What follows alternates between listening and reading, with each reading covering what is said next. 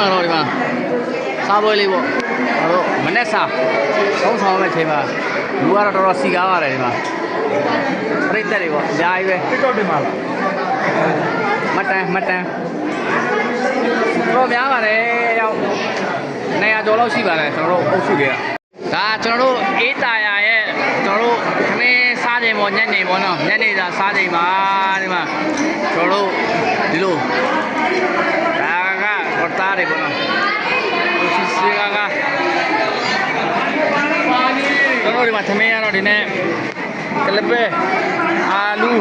ဒါကအော်ချာဒါကအနှင်းနေပါနေပေါ့ကျောင်းတကတော့ကျွန်တော်တို့မှရှိပါတယ်ဗျာကျောင်းတကကျွန်တော်တို့တကာကြီးပေါ့ကျွန်တော်တကာပေါ့ဒီမှာ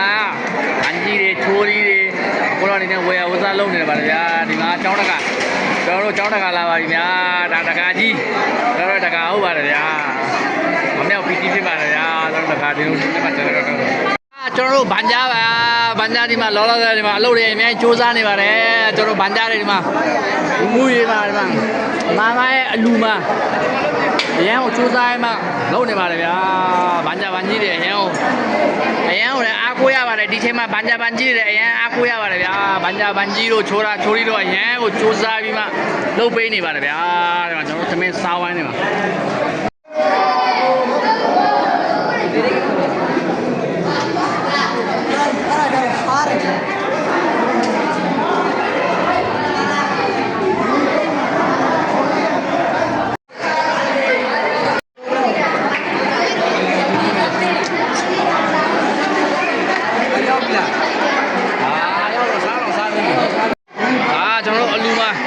စားပွဲလေးမာဒါအမတို့မာဒါ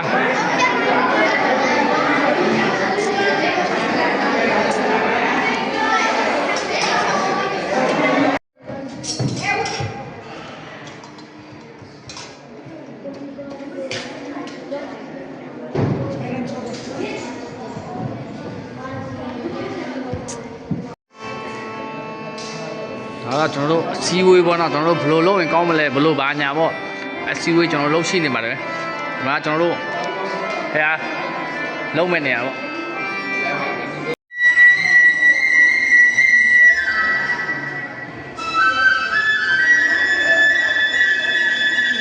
ကျွန်တော်တို့မန္တလေးတောင်ကြီးရန်ကုန်ကျွန်တော်တို့ကိုခိုင်မော့ကုတ်လာရှုပ်ဖက်ကလာတဲ့ဧည့်သည်တွေများနေဖို့အတွက်ပေါ့နော်စီမိတာကျွန်တော်တို့ဒီအေးတာယာ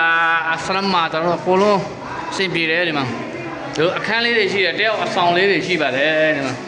အဆောင်တစ်ခုပေါ့နော်အခန်းတုံးထက်အဆောင်ရှိပါတယ်